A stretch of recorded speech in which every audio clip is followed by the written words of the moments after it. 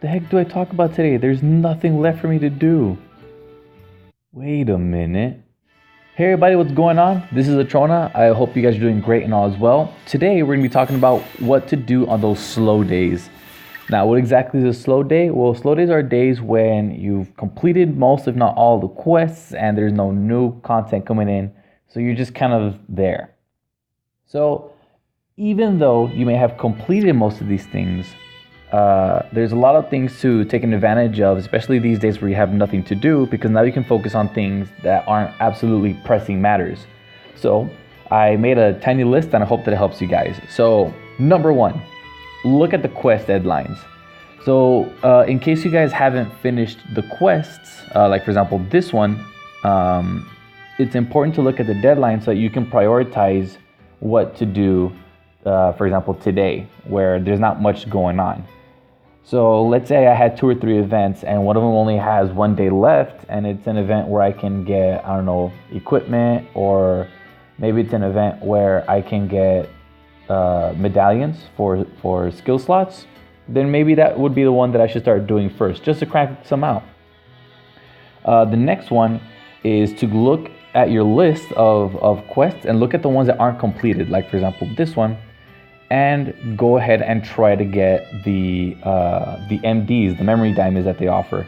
So the one that I have left is to complete it in under 2 minutes, which would be easy for me to do because this one offers the co-op option. So just go back to your quest list, or if you're the kind of person that completely ignored the main quest, which I still wonder why they haven't finished yet, now would be the time to go back and go ahead and do that. Also, don't forget that besides the normal, there's also up here, there's a hard difficulty. So in case you guys maybe didn't do it on hard and only did it on normal, there's a heap of memory diamonds waiting for you guys. The other thing that you guys can look into are the missions, or what I like calling side quests. But so you can do the daily ones, the ones that are offered to you every day, and I think it refreshes in my time zone at 10 in the morning. But you can also do these. These are like a little bit tougher for the most part, and some of them offer a pretty good chunk of memory diamonds. You know, some of them are, for example, getting a 5-star piece of equipment to max level, which I'm super excited about. Hopefully with the floor clearing event, there's only 1 more left, hopefully, and I'm able to get a 5-star piece of equipment so I can get that out of the way. There's login bonuses, there's character scouting, all sorts of things.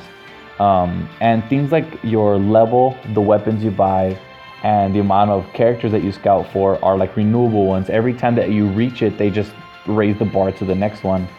But there are others that aren't renewable that everyone gets, like for example getting a 1-star character to max level, 2-star, 3-star, and 4-star. So go ahead and take a look, and I don't know, you'd be surprised. Crazy enough, I haven't been able to get the Storm Griffin one, as I've tried so hard, and I've been put together with some really neat partners in my party, like all 100 level characters, and for some reason I'm just not lucky enough to be able to do it in time. But you know, I'm gonna keep on trying. Same thing goes for the Ice Flame Dragon. Those are just 2 characters that I never got the hang of. Now the next thing on the list is to go and level up some characters. And I don't mean just dumping potions on them. What I mean is go ahead and look at your characters, look at some characters that you find might be helpful and worth leveling up. For example, I don't know what would be a good example. Maybe like if at one point I wanted to raise the level of Yuna, maybe Yui as well. Awesome. I forgot that it did that. Yeah, so that we might have characters, not just 4-star, but some 3-star characters that we might want to upgrade, especially with these new types of events where having multiple characters is a good thing. And so maybe something that you could use, or like a place where you could level them up, would be a type of quest. And that's the next thing on the list, which is to crunch some crystals or some coal. Today's Sunday, so today's special is the coal quest, the coin of radius. But on top of that, especially nowadays, because with this Bride event, or like the June Bride event, you have all these Holy Crystal events or Holy Crystal quests, which you guys could go ahead and crunch, because you guys know, especially as players that are first starting the game, it gets really hard to grind out a lot of those crystals for the sake of upgrading your characters all the way to level 80. So if you take a day like today as an advantage and you crunch out some holy crystals, when the moment comes and you just want to upgrade your character to max level so you can experiment with them and find out the best strats for that character, these days would come in handy. And the last thing on the list, which is look at notices and plan accordingly. I always look at these notices. I tend to look at them like if it was like a Facebook profile on this game, because I'm always looking at like any updates or anything like that. For example, I'm really excited that the scouting rates are up for the brides, and I'm not quite sure what to make of the sword dance festival. It says that it's going to be towards the later ends of this month, and it says sword dance characters will flourish. I guess that means that they're going to start developing way more sword dance characters. What I am a little iffy about is that now the ranking event that we're doing this time isn't for gold medals like I'm used to. It's for these platinum ones. And so the platinum ones, I don't think they offer the scout yet for it. I don't even know why I hit metal scout. But yeah, they don't offer it yet. But I guess it's going to include a lot more characters. In fact, the silhouette that is up there, like obviously I have no, like I'm not completely sure, and I'm not really good at remembering characters from the series, but it looks like it might be, I forgot her name, but she's the girl in the blue uniform from, what is it? I think it's like the Moonlight Cat Guild or Clan, which is the one that Kirito was with when he lied about his level. Please don't kill me if I get some details wrong. But yeah, they offer these platinum medals now, and so I'm just kind of oh wait, they offer gold medals as well on the side. Yes, okay, I'm totally okay with that. Okay, so 7, if I stay in the top 10, which is like, you guys know, it's like it's easy for me, but it's hard for me to get past that. So it's gonna be 7 platinum, 3 gold, and then the rest of the, okay, that's not bad at all. I retract my comments. That's totally cool. I guess the other thing that I can go into for this video, just for the sake of time, is we can do a brief explanation into this introduction quest. For those of us that find it a little bit more difficult to find the tricks to the final ones, like the master level, so that we can get the memory diamonds. So what I've noticed for these characters is that they didn't make them super difficult like the others that I'm used to. All of Silica's attacks, besides the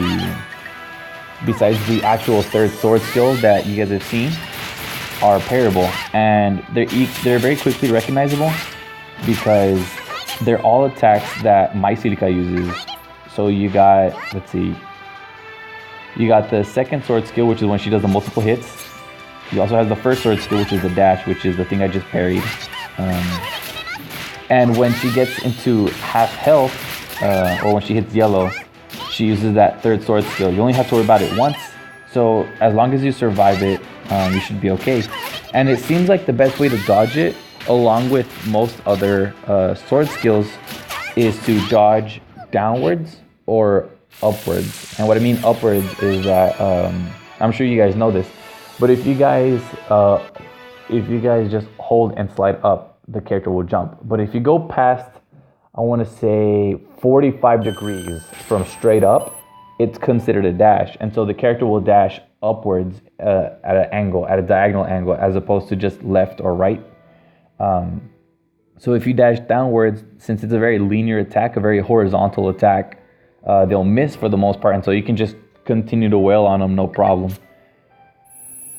I actually think that maybe these characters are a little too easy. But then again, it wouldn't be fair for like the newcomers to enjoy it. So I'm happy about that. As long as that floor clearing event comes in, I'm going to be super excited about that. I don't know what I'm going to end up filling that hole with after that event is over. I just hope that they keep bringing these like really hard events coming in, because those are the ones that take time, and it's like every day is like a struggle, but it's a good struggle. It's not like the no-hit runs where it's just like it's a struggle because one little detail was missed. And so it feels a lot more like, I guess, the show or like the anime meant it to feel like, which is like a fight for survival kind of thing. And there's a lot of strategy and a lot of prepping, and so it's very playful. You can mess with it a lot with the different characters, how many characters you use per floor, what kind of characters and stuff. But yeah, I'm just rambling, because I'm so excited about that, as you guys have noticed. I think I talk about it literally in every video, and I apologize for that. But yeah, without further ado, if you guys liked the video, go ahead and hit like. If you guys have any comments on anything that I might have missed, any corrections or suggestions, go ahead and drop the comment. And if you guys are excited for the next big events, and you guys can't wait to see some more exciting stuff, then go ahead and hit subscribe. And until then, I'm Machona, and I'll check you guys later.